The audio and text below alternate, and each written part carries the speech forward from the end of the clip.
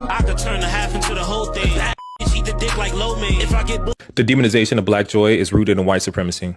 Because why are you really upset at the fact that these kids who just spent the last 12 years in a school system designed to put them in prison are dancing? You're mad because they're dancing in a way that you think would not be appropriate to white viewers. You think because they're dancing like they're ghetto that they're bringing us back. Despite the fact that all of these kids defied the odds. And they have a far greater chance of becoming successful in life. Alright, racists, let's talk about your distaste for black joy. Racist America fumes at the sight of happiness, especially when that person smiling is black. It's as if this country specializes in anger Olympics. Being a little too happy disturbs the patriotism. 3 or more laughs in one place is like being investigated by a mall cop. I'm gonna need to see some ID. Because deep down, they believe that pain is the only state that black indigenous people are allowed to live in. Black people start laughing too loud at their cousin's cookout. They throw on some Frankie Beverly. They start dancing with their auntie in a sundress while the ribs are sizzling. Instantly, their lives are in danger. It's like watching a perfect example of a case study on people who have a problem with control. It's like their obsession isn't just with control, it's like with the optics of it as well. They want to be seen as dominant in the space because they seem to disappear when there is black joy. When you throw your graduation cap in the air, surrounded by your entire family in matching t-shirts, they don't see achievement, they see defiance. Because in their minds, success was never black people's storyline. The truth is, black joy is a glitch in the racist lies that they feed themselves. They built a whole myth of superiority that only works if you're miserable, delusional, insecure, jealous, and mediocre. When black people shift the world with their joy and laughter, the racist's entire self-image starts to crack. This is why racists gatekeep golf courses, ban urban dress codes, side-eye loud laughter, and call the cops when the music's just a little too bassy. The unnecessary hate and determination to ruin black people's happiness is a disease, a brain-eating amoeba that siphons the cognition out of America's privileged society. And what hurts the most is that happiness and black joy is more infectious. Let me tell you the truth that the world doesn't understand the smile that survived slavery. Our ancestors were stripped of everything. They were stripped their identity. They were stripped their names, their languages, their land, their dignity. But they still found rhythm. They still found ways to smile. They still found laughter. They still found ways to laugh. When they were chained in ships, they hummed melodies that later became gospel. When they were beaten, they still whispered prayers of hope. That's not normal joy. That is sacred energy, and that is survival turned into sound. Other races like white people, Asians, they're like, they even don't understand what is happening. They don't. They are trying to study us and wonder. They're asking themselves, why do black people laugh so loud? Why do they dance like that? Why do they smile even when there is a lot of chaos that is going on? And that is because of us. It's because for us, joy was never luxury, but joy was a medicine. Of all the things that was going on, for you to feel like you are feeling good, you needed to smile. So joy and happiness was a medicine for us as black people. So every smile from a black person carries centuries of resistance. Every joke cracked in poverty is a sermon of strength. When we laugh, we heal generations. When we dance, we break curses. When we celebrate, we tell the system that you didn't win. You know? So you see, they thought joy came from money, but for us, joy came from meaning, from community, from the connection between soul and survival. And there's videos I want to play for you where white people and other races like Latinos are like, black people are so happy even in the midst of crisis. Let's watch these clips and then we come back with more commentary. I need some black joy. The fact that black joy even exists as a concept in the world is miraculous to me. Asians are no good at joy. We are good at working hard and being diligent and doing our best, but not joy. Colonizers too. Rich lives, no joy. We should never have hooked our stars to theirs. But black people, especially black Americans, are the best at joy. You've turned it into an art form. I know it came from terrible hardship that you've turned into soul and then into joy. And we, Chinese people, we just turn that hardship into more hard work. But I know you can't give it to us. We have to go out and earn it for ourselves just like you did. Joy is a puzzle for every human being, and it's not free. When I ask my black friends where their joy comes from, they inevitably shake their heads and just repeat, "You can't let them take it away from you." That's what it's not. But what is black joy? Can you tell me? I think white people are so triggered by black joy because they have zero control over it. And white people are all about control. And anything they don't get to control and manage and dictate freaks them the hell out. They don't get to be the leader. I need some black joy. The fact that black joy even exists as a concept in the world. Oh, sniggity snap, jump back and slap somebody. What's going on? Grand rising, grand rising, grand rising. My Asian persuasion saying she needs some black joy. Boy, oh boy. I watched this post and I was kind of shaking my head going, all right. She got her black friends and she's asking, how do y'all have black joy? Well, we as a black race, and the other thing I'd like to point out, she says black people, not African American people. See, that right there lets me know that she's cool as hell. We as black folks, foundational black Americans, that means we've been here for generations. We are black folk. We have joy because we're, if anything that we're going to have is joy. We are a vibe. We can go anywhere and vibe. We ain't going to let nobody take our vibe, our joy. And if you take it, it's only going to be for a minute, and then we going to get it back. Through all our hardships and being kicked in the ass and Jim Crow and slavery, we have a strong spiritual link. But we are just joyful people anyway. We are a vibe. You can get 2 or 3 or 4 black people together, and next you know, we laughing, we clowning around, we be in a restaurant laughing our asses off, and a lot of people get annoyed by it. Why are they so fucking happy? Why can't we be? We can get together and someone might be humming a tune and someone's hearing that tune going, okay, let me put my input into it, and they might add a little something. Well, now you got 2 people vibing. You get the third person, like, okay, they vibing, I want to get a piece of this, and we make it into a whole scene. We make it a vibe, and we link up. That's what we do. Kanye West was on an airplane, and it was like full of black people, and he had the whole plane rocking. Everybody was vibing. It was some gospel people on there. We are just the shit. We embrace our vibe, our joy. Sometimes we just happy. You see another brother, man, you be like, hey, what's up, bro? You happy? It's just that's our connection. We just cool like that.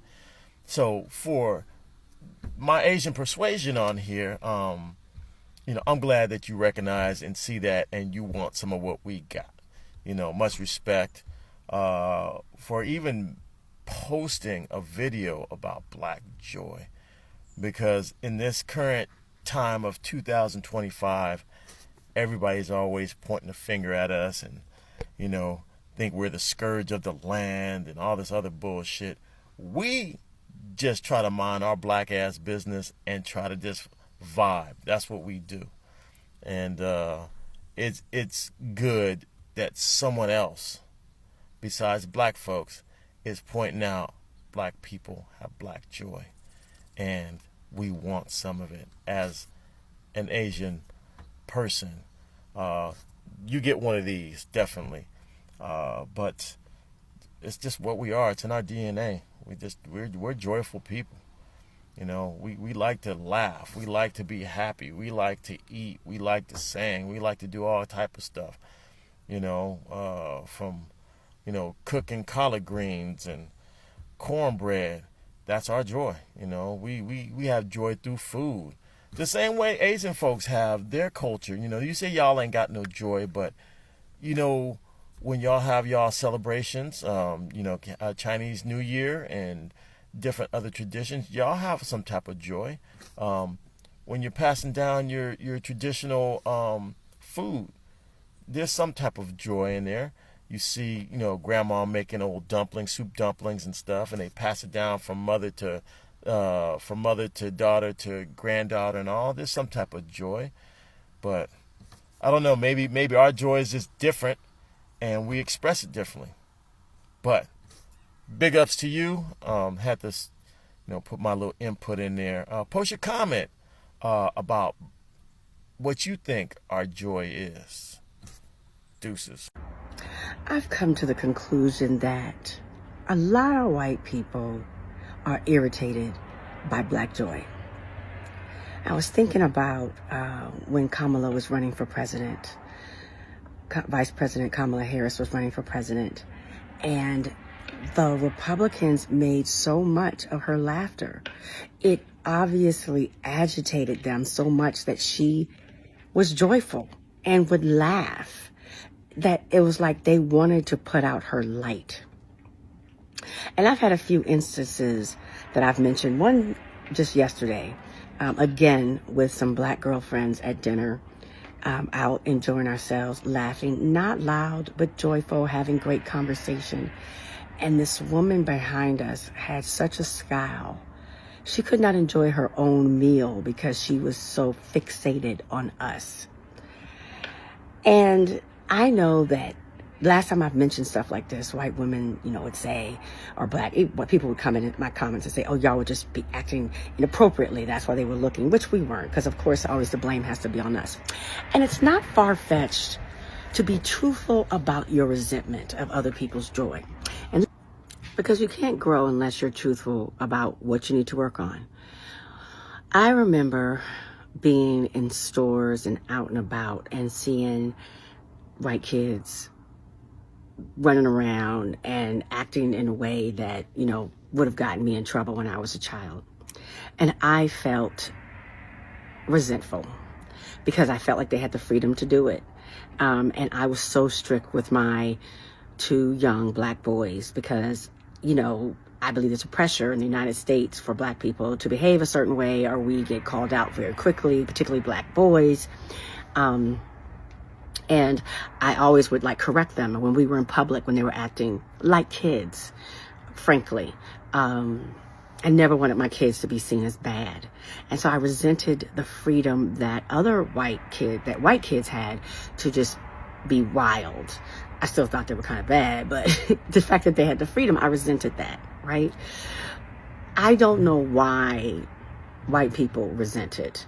And that's something that they need to investigate. But I do believe greatly that a lot of white people are annoyed, agitated, resentful of Black joy.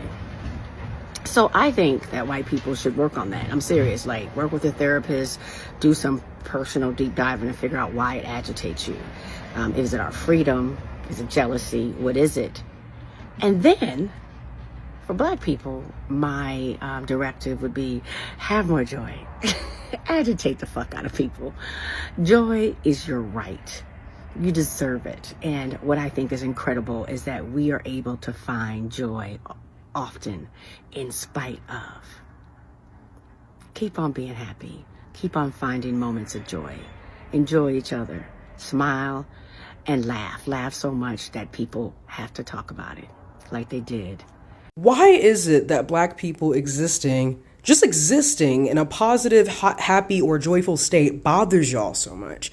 If you want to have an event to celebrate the resilience of the white community or the Hispanic community, then go ahead and organize one. Do white people and Hispanic people not have their own holiday observances to be worried about? Why are you worried about? All we're trying to do is honor the Black folks who have led the charge for Black liberation and to honor the sacrifices made by political prisoners for our freedom. Black August started in 1979 in San Quentin when the Black guerrilla family was looking for a way to honor the sacrifices of George Jackson and Jonathan Jackson, who were key figures in the Black liberation struggle. They decided the best way to honor these people was to engage in political education. It's a month-long opportunity for Black folks to refocus in on the community by doing some self-study, fasting from media that is not about Black people. It's a time for community building, a time for advocacy around the issues that are most impacting the Black community. And I said it before, but above all, making sure that our community is politically educated. If y'all had genuine interest, y'all could literally do exactly the same thing in your own community, but that would require interest in political education, that would require the ability to for advocacy, that will require the ability to community build and the ability to acknowledge the contributions your elders have made to liberation. But y'all don't even want to do none of that. You just want to sit on your ass and complain about what Black people are. So I think people are so not used to seeing genuine Black joy that they honestly don't know what to do when they see it. When they see the organization, when they see the happiness, when they see the relief, and they don't see us upset, they truly cannot comprehend how beautiful that joy is and how big and powerful it is. So it's natural to try to want to poke holes through it. I just hope that one day they can experience that kind of joy. Welcome back. Now, you can never or you cannot explain Black joy with Western psychology. No, you can't do that. It doesn't fit into their boxes. Okay? Because our joy is not happiness that depends on circumstances. Our joy is a peace that comes from purpose. It is the same joy that made our grandparents laugh at the dinner table after a long day of labor. It is the same joy that made African mothers sing lullabies even when the future was uncertain. Those races, the other communities, are so much confused because they think joy means ignoring pain. But our joy is born from pain. Our joy is the victory that pain couldn't destroy. Back then, I was going a day or two without food, you don't have proper housing, proper clothing, and I was like smiling all along. Back then I was doing comedy videos. I was smiling all along and someone could ask me, you haven't eaten for 2 days. Why are you happy? And I was like, if I'm not happy, stress is going to put me down. If I'm not happy, my mind will think some bad things. So for me to convince myself that I need to move on, I needed to be happy. I needed to smile. I needed to make jokes so that I can just, put bad things, bad energy away from me.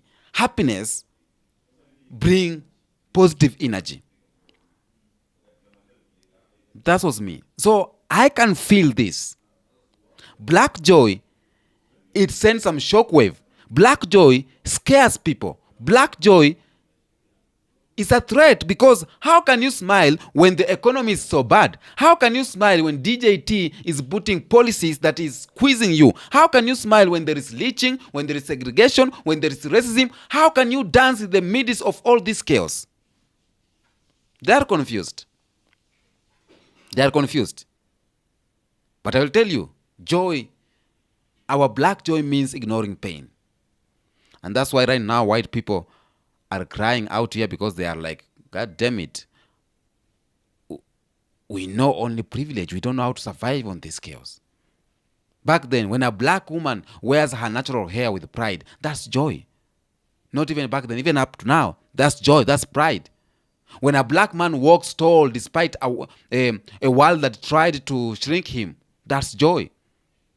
And this joy says that you can't program me with your despair. You can't sell me an identity crisis. Okay? Jealousy comes because they see something they can't fake. They see something they can copy our style, they can copy our slang, they can copy our culture, but they can't copy our soul because our soul is what keeps us joyful. So they can do that. They can never copy our souls because the soul is not imitation. The soul, it is inheritance. We have inherited it from our ancestors. Every time we talk about these issues, we don't cease to talk about the media. The media's war on Black joy. When you turn on your TV, when you turn on your radio, when you turn on social media, what do you see? You will see, if it's a Black person, it's usually pain. It's usually poverty. It's usually prison. So They usually feed the world with images of us, black people, that we are always struggling, you know? Why are they doing this? They are doing this because if the world sees us happy, if the world sees us confidence, if the world sees us united, then the lie of inferiority collapses. The media profits from misery. The media profits from our pain, from our misery, from our brokenness, from our poverty. But the internet has broke their monopoly. Why? Because right now we are posting our weddings, we are posting dances, we are posting our business launches, we are posting our family reunions, we are posting black Americans reuniting with Africans, and the world is seeing a different story, a different black excellence, black unity, and black laughter. And this, they never saw about this. They were never taught about that black people can be happy like this. No. And guess what? When we are posting all these things, it's making some people uncomfortable. Because suddenly, their whole narrative that we are hopeless doesn't sell anymore. Okay? You can feel it. You can feel it right now. The algorithm even fight it. They will boost dreams, but silence joy. They will promote tragedy, but they will hide triumph. You see, we still shine through chaos because light doesn't need permission to glow. Okay? Light doesn't need permission to glow. You have heard it. They are saying that why are black people always so loud? Why do they always have to make everything about race? Why do they celebrate so much? Bana, let me tell you, that's not genuine curiosity. That is coded jealousy. It is coded jealousy because when they see our joy, it reminds them of what they lost. And what's that? They lost soul. There's a video where people are saying that white people do not have soul.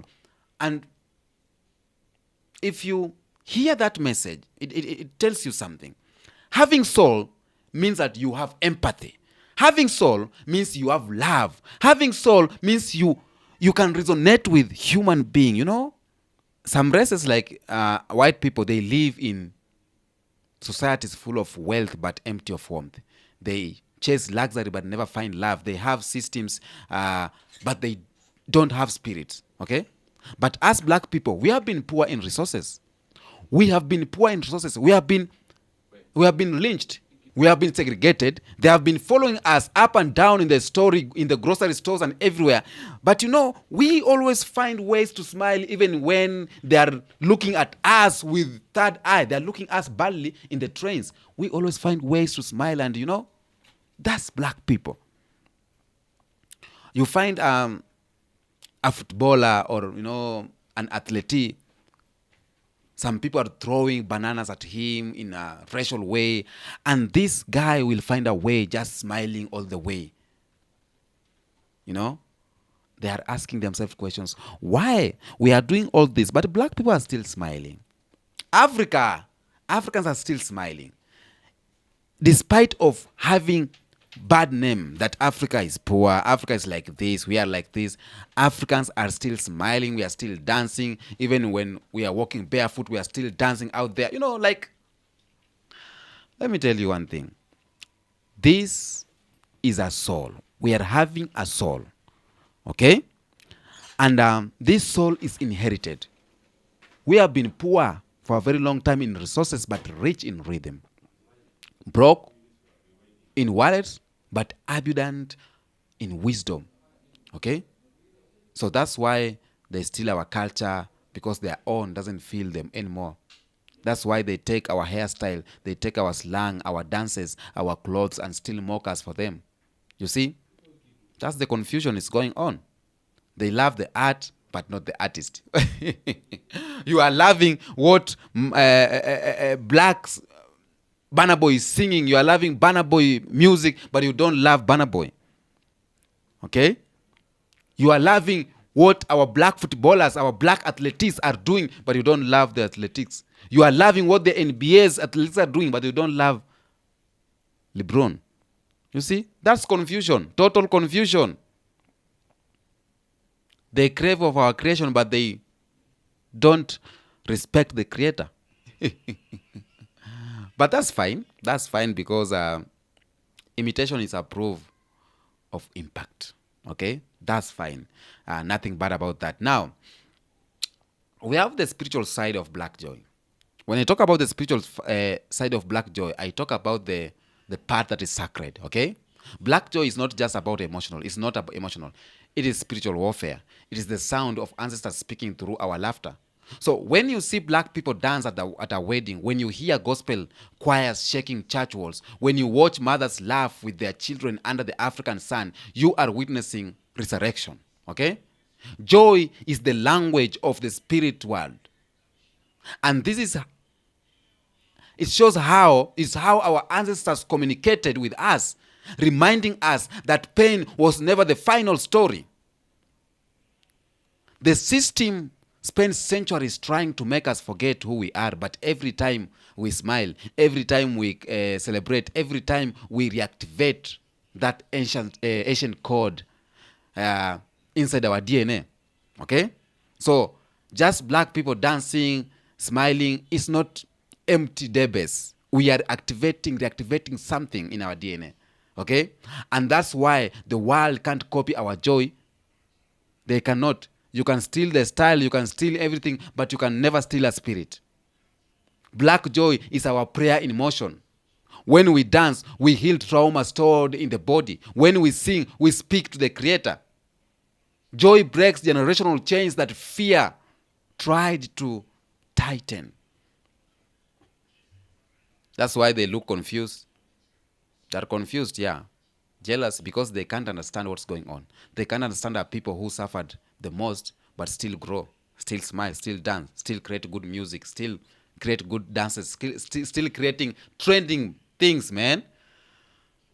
Every black laugh is sacred frequency. Every smile is a sermon. Every celebration is spiritual protest.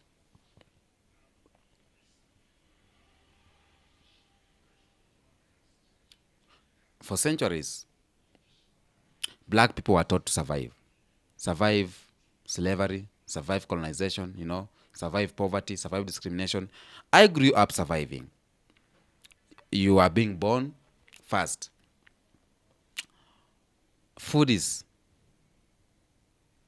Getting food is not easy. Getting better clothing is not easy. You can't eat thrice a day, you eat once a day. Sometimes you go hungry. You are going to school barefoot, no shoes. But we were taught to survive. Our parents were telling us, just drink water. Tomorrow we will eat. Tomorrow we will go to work, we'll do something and we'll eat. So we were taught to survive from back then. But right now we are entering a new era, not an era of survival. We are entering the age of celebration. Okay? Survival is step 1, celebration is step 2. The world expected us to stay in survival mode, but no. No. The world expected black people to stay angry. The world expected black people to stay hurting, always begging for justice. But just look around. Black people are creating empire. Black people are owning businesses. Black people are traveling the world. Black people are reconnecting to the roots, man. I'm so happy when I see black Americans coming to Kenya. I'm so happy when I see black Americans recording themselves in Ghana. And they are happy. They are hugging each other and they are like, I feel the motherland. I'm so happy because this is sending some threat to the system that thought that we will never be happy, to the system that thought that black Americans will never be happy. We are proving them wrong. I'm so happy when our music is going globally. Okay? Our music is global currency. Our music is global. The Afrobeat, the hip-hop music, piano music, R&B, each beat carries the rhythm of resilience. Let me tell you for fact, every continent moved to Africa just for the sound. Every continent people, they love African sounds. They love black sounds. That's not coincidence. It is prophecy being fulfilled at real time. And the reason other races are jealous, the reason white people, Asian people are like confused, why are we so happy, is because our joy has become unstoppable energy. Because we can be in pain today and still throw a party tomorrow. A black man can be in pain. A black man Someone has died, but we are going there and dance. We are celebrating. In Kenya right now, Raila Amolo Odinga, the people loved this guy so much. But in his funeral, we are dancing to the rhythms because we are putting the pain in action by dancing and celebrating. How many times you see white people celebrating in the funeral? How many times? Have you? It is rare to see white people dancing, celebrating, to the rhythm. It's rare to see Asian people dancing and celebrating. It is rare to see. But in African tradition or black people, we dance. We dance. You have problem today, you have not eaten today, but whenever you pass somewhere, you hear music, you throw a party. You dance like you don't have problems. In our communities, a small win feels like a festival. A graduation becomes a village event. Let me tell you for a fact. This November, are we on October? This November, or not November, or I say December or November, I am going on a graduation of my cousin. It's a small thing. I even don't know what graduation, if she will get a job or no. But we are going to celebrate. We are going to throw a party. All village is going to feel that there is a celebration here that someone has graduated. So, our small win on black people in Africa feels like a festival. Just a baby walking a first step, we celebrate. Party after party. Party. It's party after party after party after party. It's not that we have the richness. It's not that we are wealthy, but we are celebrating small wins because we know what pain is. And we cannot live in pains forever. And that's what it confused them the most. Okay? How we make struggle feels look stylish, how we make pain look poetic, how we find laughter where others will find despair. So they are confused because they are mistaking it with the foolishness. But that is genius. Let me tell you for a fact. That is genius. Because when you can smile in fire, that means you become untouchable. When you can find rhythm in chaos, you have mastered freedom. We are not celebrating because life is easy. No, we are celebrating because life tried to erase us. But we are a miracle. We are here. It failed. And that's what joys. That's what our black joy scares them. It means we have healed enough and move from endurance to excellence. You see? The system hates to see us smile. They hate to see us happy. And that's the honest part. Our joy terrifies them. Okay? The world's economic machine runs on one main ingredient, and that is security. If people feel ugly, the beauty industry wins. If they feel unworthy, the education and corporate system profit. If people feel powerless, then police keeps control, or politics keeps control. Okay, so that's why they can't stand seeing black people happy, because happiness means independence. Happiness means we are no longer controlled by fear. Right now, you can't scroll online 2 minutes without seeing African and black culture leading the trend. We are trending everywhere. Our dances is trending, going viral. Our slang going viral. So, it's because we are the blueprint. Okay? Now, tell me what you think on the comment section about this video. It's about black joy. Do you feel what I'm feeling? Our black joy is a threat. That's why they are confused, they are scared and everything, okay? Tell me what you think on the comment section. I could have talked a lot, but let me leave it here. Until next episode, peace out.